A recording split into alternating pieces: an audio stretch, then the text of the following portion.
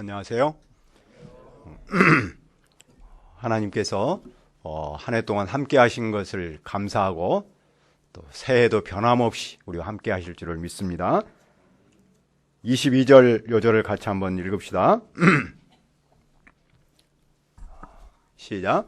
약한 자들에게 내가 약한 자와 같이 된 것은 약한 자들을 얻고자 하며 내가 여러 사람에게 여러 모습이 된 것은 아무쪼록 몇 사람이라도 구원하고자 함이니. 은혜로우신 아버지 하나님, 이 시간 이제 함께 하신 하나님을 믿고 의지하며 예배하기를 원합니다. 성령 하나님께서 고린도전서 말씀을 통해서 우리에게 필요한 말씀을 허락하여 주시옵소서. 이 예배를 축복하여 주옵소서. 예수님의 이름으로 기도합니다. 아멘. 세상에는 여러 종류의 사람이 있는데 각자 정말로 다양한 모습으로 살고 있습니다. 우리가 다양한 사람을 만나서 그 다양한 사람에게 복음을 전하고 예수님을 믿도록 한다면 어떻게 해야 할까요? 바울 사도는 이렇게 고백했습니다. 여러 사람에게 여러 모습. 이 말씀을 통해서 우리는 무엇을 배웁니까? 첫째, 사도의 권리가 있는 바울. 1절을 봅시다. 내가 자유인이 아니냐, 내가 사도가 아니냐, 예수 우리 주를 보지 못하였느냐, 주 안에서 행한 나의 일이 너희가 아니냐. 이 말씀에는 4번의 내가 아니냐라는 수사적 표현을 통해서 자기를 강조하고 있습니다. 다시 말해서 그는 무엇이든지 할 수 있는 자유가 있고 그는 예수 그리스도의 사도이고 그는 부활하신 주님을 직접 보았습니다. 그는 주님 안에서 고린도 교회에 복음의 씨를 뿌렸습니다. 바울은 다른 사람 몰라도 고린도 교회의 목자이고 그들은 그의 양입니다. 그들은 바울의 메시지를 듣고 예수님을 영접했기 때문입니다. 사도는 왜 이 사실을 강조합니까? 양이 목자의 권위를 인정해야 목자가 전하는 메시지의 권위를 인정하고 영접할 수 있기 때문이겠죠. 사도는 약한 자를 넘어지지 않도록 하기 위해서 자기는 고기를 먹지 않겠다고 결심했습니다. 그런데 일부 교인은 그런 사도의 가르침, 그런 결심을 의심했습니다. 받아들이지 않았습니다. 왜냐하면 그들은 사도의 권위를 인정하지 않았기 때문입니다. 그들은 왜 바울의 사도권의 의문을 가진 겁니까? 사도가 그들에게 생활비를 요구하지 않았기 때문입니다. 보통 목자는 성경을 조금 가리켜도 큰 돈을 요구했습니다. 큰 돈을 요구하면 할수록 당시에는 큰 목자로 평가받았습니다. 하지만 바울은 자신의 생계비를 전혀 원하지 않았습니다. 일부 성도는 그런 사도를 오히려 의심했습니다. 생계비조차 원하지 않은 걸 보니까 사도로서 정체성이 없는 것 아닌가. 그러나 그에게는 어떤 권리가 있습니까? 그에게는 먹고 마실 권리, 즉 교회로부터 물질의 도움을 받을 권리가 있습니다. 그에게는 다른 사도들과 같이 아내와 함께 전도 여행을 할 권리가 있습니다. 그에게는 일하여 돈을 벌지 않을 권리가 있습니다. 예를 들어서 어떤 군인이 군대 생활을 하면서 자기가 먹을 양식을 준비하는 그런 군인은 없습니다. 군대 생활을 하면 국가에서 모든 것을 다 지원합니다. 또 포도밭을 만든 사람은 그 밭에서 열매를 따먹습니다. 양을 치는 사람은 젖을 짜서 먹습니다. 왜냐하면 그 사람에게는 그런 권리가 있기 때문이죠.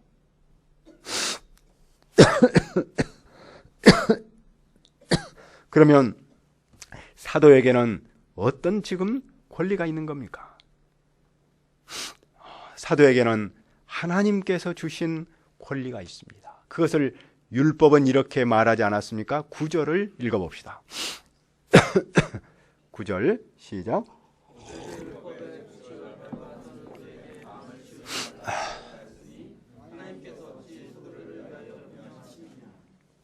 당시에 소를 통해서 곡식을 떨었지 않습니까? 그런데 그 곡식단을 떠는 소에게는 망을 씌우면 안 됩니다. 왜냐하면 그 소는 일하면서 그 곡식을 먹을 권리가 있기 때문입니다. 하물며 하나님이 종이 일한 대가를 받는 것은 당연합니다. 따라서 바울 사도가 고린도 교회에 신령한 복음의 씨를 뿌렸기 때문에 물질 지원을 받는 것은 당연합니다.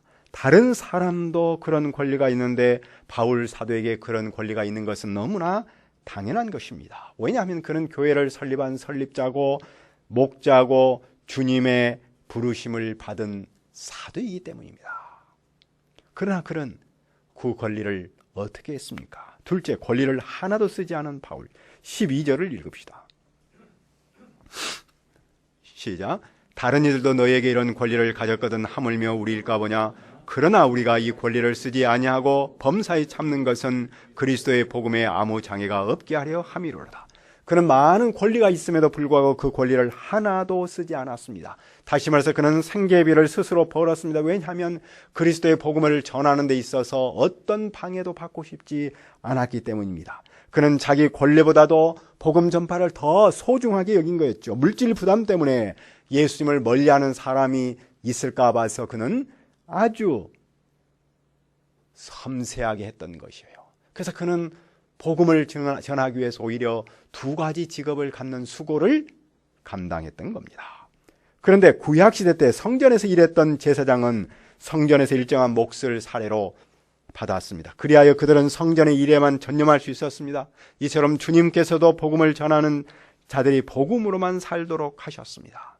구약의 제사장, 신약의 예수님 제자들이 가졌던 그 권리를 바울도 가지고 있습니다. 그 권리를 쓰는 것은 세상 이치로 보나 성경에 근거하나 너무나 당연합니다. 그러나 그는 그 권리를 쓰지 않았습니다. 오히려 그는 어떻게 했습니까? 15절을 보십시오. 그러나 내가 이것을 하나도 쓰지 아니하였고 또 이 말을 쓰는 것은 내게 이같이 하여 달라는 것이 아니라 내가 차라리 죽을지언정 누구도 내 자랑하는 것을 헛된 대로 돌리지 못하게 하리라. 그는 많은 권리가 있었지만 하나도 쓰지 않았는데, 교회로부터 어떤 도움도 받지 않았는데 그는 그것을 자랑스럽게 생각했기 때문입니다. 그렇지만 그는 복음을 전할 때 어떤 자세로 합니까? 그는 아무 대가 없이 복음 전하는 일을 자랑할 수 있습니다. 하지만 그에게는 자랑거리가 아닙니다. 왜냐하면 그는 그 일을 부득불할 일이기 때문입니다. 그에게 있어서 복음을 전하는 일은 참으로 마땅히 해야 할 일입니다. 그는 처음부터 복음 전하는 일을 위해 부름받았습니다. 그는 그 일을 자기가 선택한 것이 아니고 하나님께 강제로 붙들려서 그 일을 하기 때문이죠. 그가 만일 그 일을 하지 않으면 그에게는 화가 미칠 겁니다. 그러면 그는 그 일을 억지로 죽지 못해서 하는 겁니까? 그는 분명 그 일에 강제성이 있음을 강조합니다. 하지만 그는 그 사명을 죽지 못해서 감당하는 것은 아닙니다. 오히려 사랑하는 주인을 섬기는 종처럼 하나님이 주신 임무를 신실하게 감당합니다. 바울이 사도가 된 것은 전적으로 하나님의 은혜였습니다. 그가 사도가 된 것은 이방인에게 복음을 전하도록 하는 것이었죠. 그런데 그 복음을 전하지 않으면 그는 직무유기로 느꼈던 것입니다. 부르심의 목적을 저버리는 겁니다. 무엇보다도 주님께서 자기 같은 자를 구원하신 그 구원의 은혜를 배은망덕한 것으로 여겼습니다. 그런 의미에서 그가 복음을 전하지 않는다면 크나큰 재앙을 당할 수 있다는 겁니다. 그만큼 그는 사명에 충성을 다하여 은혜를 잊지 않으려고 애를 쓴 겁니다. 그는 왜 이런 자세로 복음을 전합니까? 17절을 읽읍시다. 17절 시작.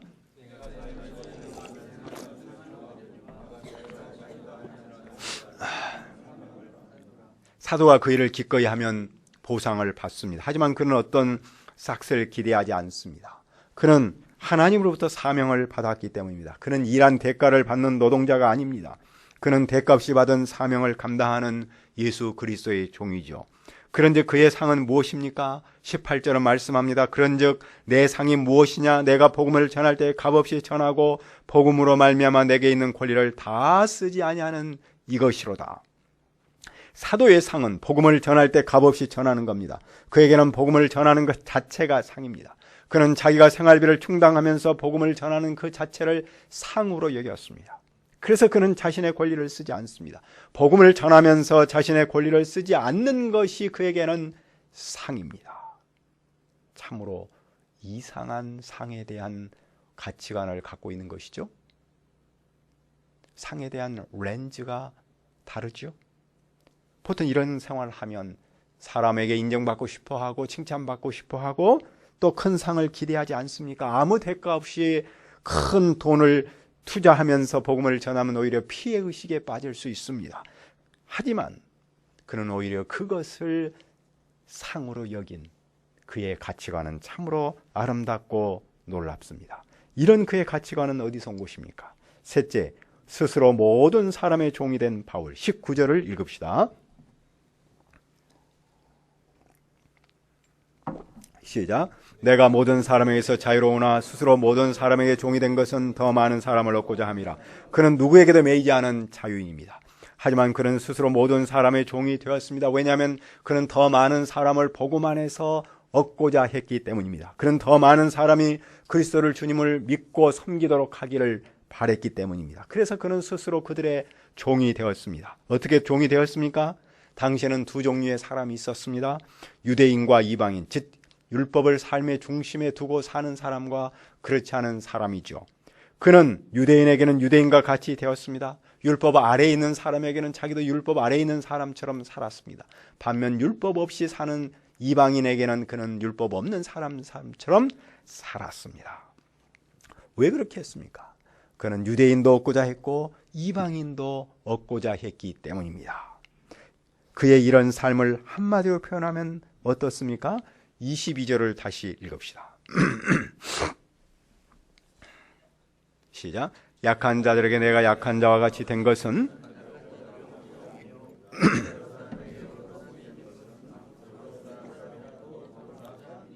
여기서 약한 자는 믿음이 어린 사람을 말합니다. 그런 믿음이 어린 사람을 만나면 그들의 눈높이로 낮아졌습니다.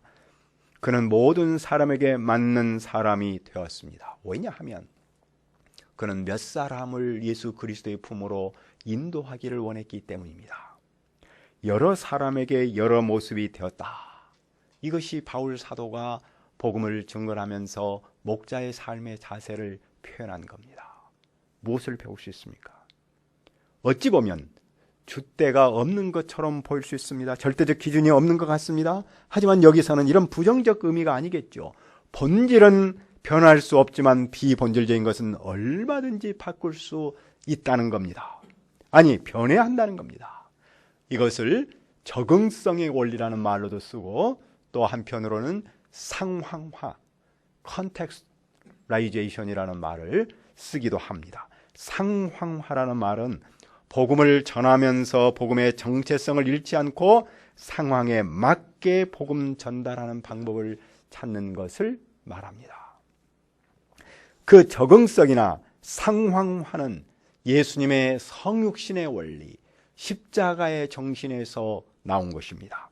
예수님은 하나님이시지만 사람이 되셨고 종이 되셨습니다. 종의 모습으로 오셨습니다. 그리고 십자가에서 우리를 위해서 돌아가셨습니다. 예수님께서 이렇게 하신 것은 몇 사람이라도 구원하고자 하시는 목자의 사랑 때문이었습니다. 예수님은 남편 때문에 헤매는 사마리아 여인을 만나서 그녀의 눈높이에서 대화하셨지 않습니까? 많은 사람은 그녀의 도덕성을 정죄하며 판단했지만 예수님은 그녀의 그럴 수밖에 없는 마음을 이해하신 것이죠. 아침부터 가늠한 여인에게 모두 돌을 던졌지만 예수님은 그녀의 마음을 이해하셨습니다. 그 이해는 그녀와 접촉점을 갖게 하셨던 것이죠. 그리고 그녀를 살렸습니다. 예수님께서 여러 사람에게 여러 모양이 된 것은 그 여러 사람을 구원코자 함이었던 것이죠. 사도 바울이 바로 그 예수님을 배운 겁니다. 우리는 사도를 통해 영혼을 구원하려는 구령의 열정, 즉 영혼을 사랑하는 목자의 마음을 배우지 않을 수 없습니다. 당시 고린도라는 시대적 배경, 문화적 배경, 사회적 배경을 볼 때 얼마나 다양한 사람이 교회 공동체에 있었는가를 짐작하지 않을 수 있습니다. 다양한 사람이라는 말은 다양한 죄인이라는 말로 바꿀 수 있습니다. 이런 사람을 감당하려면 획일성만 가지고는 불가능합니다. 자기 가치관과 자기의 세계관을 고집해서는 접촉점을 찾을 수 없지 않겠습니까? 오히려 그들의 종교, 문화적 삶의 패턴을 존중해야만 하겠죠. 물론 그렇다고 해서 복음 자체를 포기한 것은 아닙니다. 다만 복음을 전하고 그 영혼을 구원하기 위해서 그들의 눈높이로 맞췄다는 것입니다. 이것이 바로 예수님의 십자가의 정신, 성육신의 원리입니다. 그런데 이런 바로 예수님의 마음 목자의 사랑과 반대되는 개념이 하나 있는데 그리스 신화에 나오는 얘기입니다. 프로크루스테스의 침대라는 말입니다. 프로크루스테스.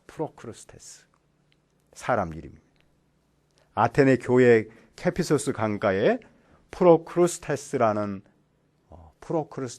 노상 강도가 살고 있었어요. 그는 침대를 만들어서 나그네를 유인했습니다. 이제 침대를 철 침대로 만들었어요.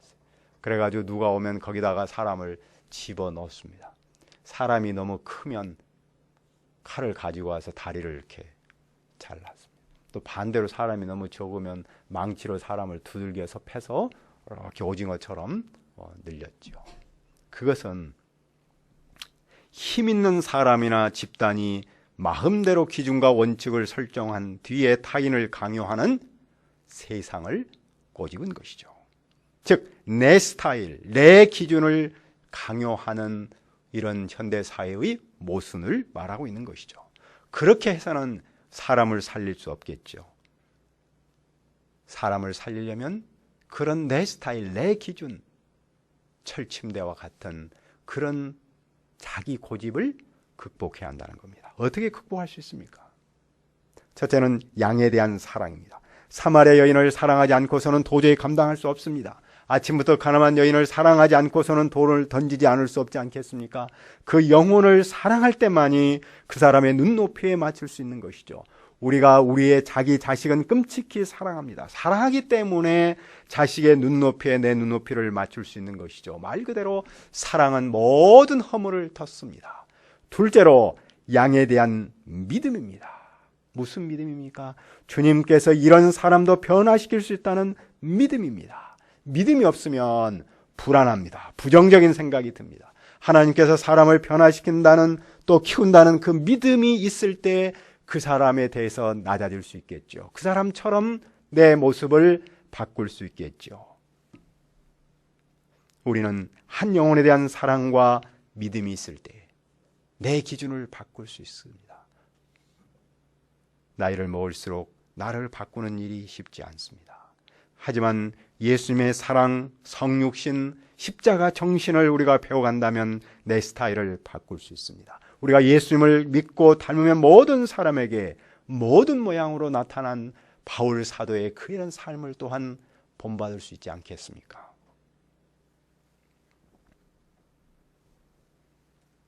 다른 사람을 이해한다는 것이 참 쉽지 않는 것을 발견합니다. 저는 지난주에 몸살기가 있어서 동네 의원에 가서 주사도 맞고 약도 먹었습니다. 그래서 빨리 먹고 조기 치료를 하려고. 그런데 하루가 지나자 오히려 더 아프고 더 열나고 아주 끙끙 앓았습니다. 저는 안 아프려고 가서 약도 먹고 주사도 미리 맞았는데 참 효과가 없다는 생각이 들어서 더 아팠습니다. 그러다 갑자기 문득 연약한 자의 아픔을 이해하는 생각을 가졌습니다. 그도 그럴 것이 며칠 전에 정우 목자가 감기로 아파하는 것을 보았는데 이해하는 마음이 별로 없었습니다. 젊은 사람이 저렇게 감기에 고생하는가. 그런데 이제는 제가 아파 보니까 그 아픔을 이해할 수 있습니다. 우리는 내가 아파 봐야 아픈 사람을 이해할 수 있는 것이죠. 내가 허물이 많고 연약해야지만 허물과 연약한 사람에 대한 사랑과 믿음을 가질 수 있는 것이죠. 그 점에서 여러 사람에게 여러 모습의 삶에 산다는 것이 무엇인가를 깨달을 수 있지 않겠습니까? 바울이 이렇게 여러 모습으로 산 또 하나의 목적은 무엇입니까?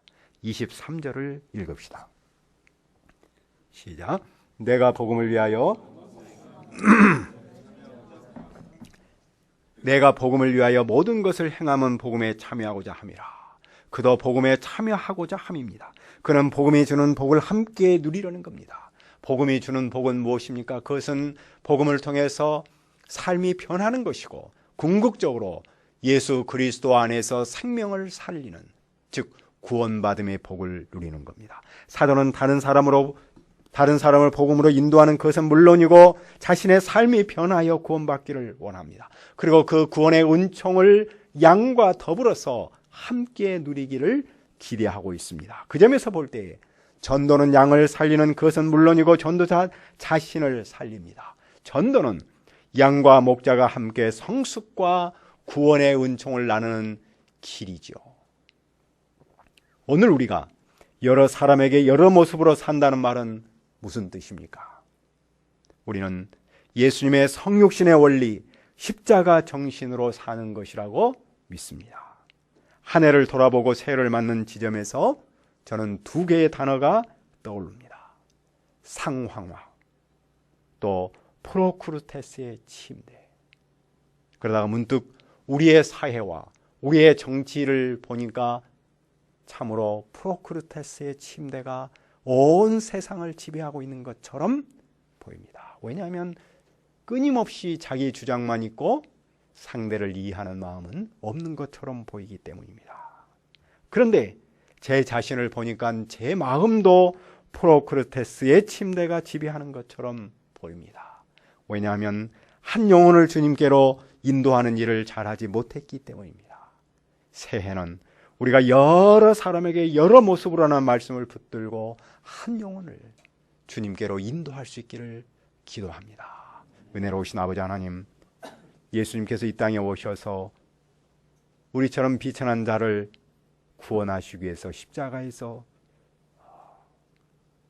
우리의 모든 죄를 사하시고 함께 하신 것을 감사합니다. 주님, 우리가 이 예수 그리스도의 십자가의 정신, 성육신을 배우게 도와주옵소서.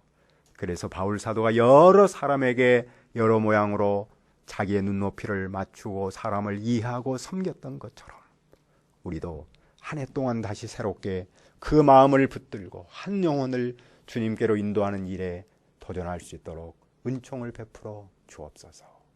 예수님의 이름으로 기도합니다. 아멘.